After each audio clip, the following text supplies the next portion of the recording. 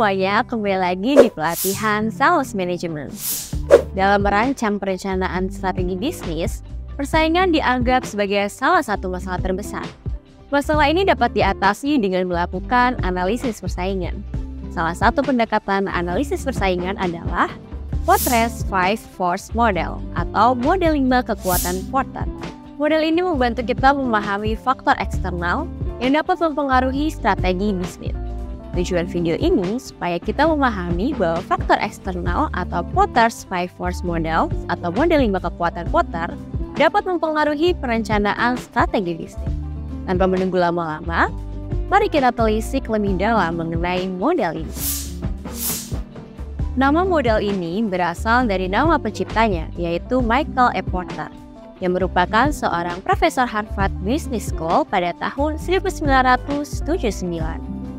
Model 5 kekuatan Porter adalah kerangka kerja analisis yang dikembangkan oleh Michael E. Porter untuk memahami faktor-faktor yang mempengaruhi persaingan dalam suatu industri. Model ini mengidentifikasi 5 faktor spesifik yang mempengaruhi dinamika persaingan dalam industri. Dalam kerangka mencapai keunggulan kompetitif, pemahaman tentang faktor eksternal ini menjadi kunci dalam perencanaan strategis bisnis. Faktor eksternal ini terbagi menjadi 5. Mari kita bahas satu persatu.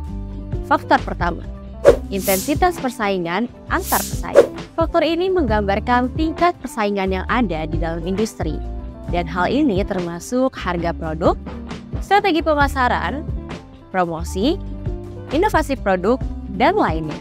Misalnya, perusahaan smartphone terkenal seperti smartphone A, B, dan C.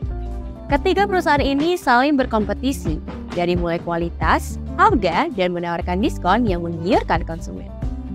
Jika persaingan antar pesaing sangat tinggi, perusahaan mungkin harus menurunkan harga atau meningkatkan nilai tambah produknya untuk memenangkan persaingan tersebut.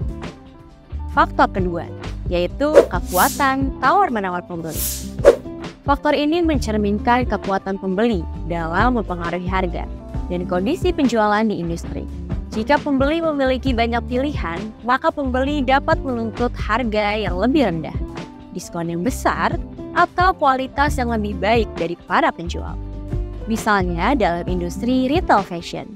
Jika terdengar banyak toko pakaian, pembeli akan memiliki banyak pilihan. Dalam hal ini, para penjual harus bersaing untuk menarik pelanggan mereka.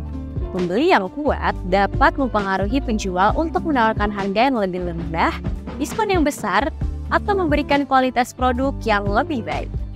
Pada intinya, pembeli yang kuat dapat mempengaruhi profitabilitas dan strategi perusahaan dalam industri tersebut.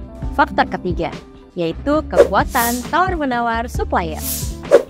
Faktor ini menggambarkan kekuatan supplier dalam mempengaruhi harga, ketersediaan atau kualitas bahan baku atau input lainnya yang dibutuhkan oleh perusahaan dalam industri. Jika supplier terbatas atau memiliki keunggulan yang unik, supplier dapat meningkatkan harga atau mengurangi kualitas pasokan yang dapat mempengaruhi profitabilitas dan daya saing perusahaan. Misalnya, supplier T memiliki teknologi atau komponen unik yang dibutuhkan oleh perusahaan dalam industri K. Dalam hal ini, supplier T dapat meningkatkan harga produk atau mengurangi kualitas pasokan untuk meningkatkan keuntungan dirinya. Lalu industri K harus pintar dalam bernegosiasi dengan supplier T atau mencari supplier lain. Faktor keempat yaitu ancaman dari pesaing baru. Faktor ini berkaitan dengan kemungkinan masuknya pesaing baru ke dalam industri yang dapat mengganggu posisi perusahaan yang sudah ada. Semakin mudah bagi pesaing baru untuk bergabung dengan pasar, maka semakin besar juga resiko bagi pebisnis yang sudah ada kehilangan pangsa pasar. Misalnya, seperti yang kita tahu, industri makanan cepat saji tersebar di mana-mana, terutama di kota-kota besar. Tidak menutup kemungkinan apabila industri ini memiliki pesaing baru. Pesaing baru ini bisa saja menawarkan makanan yang lebih sehat dengan harga yang lebih terjangkau. Faktor kelima yaitu ancaman dari produk substitusi. Faktor ini mengacu pada sejauh mana produk atau layanan yang dapat menggantikan produk yang ada di industri dapat mempengaruhi persaingan. Jika terdapat banyak pilihan substitusi yang tersedia, maka konsumen bisa saja beralih ke produk lainnya.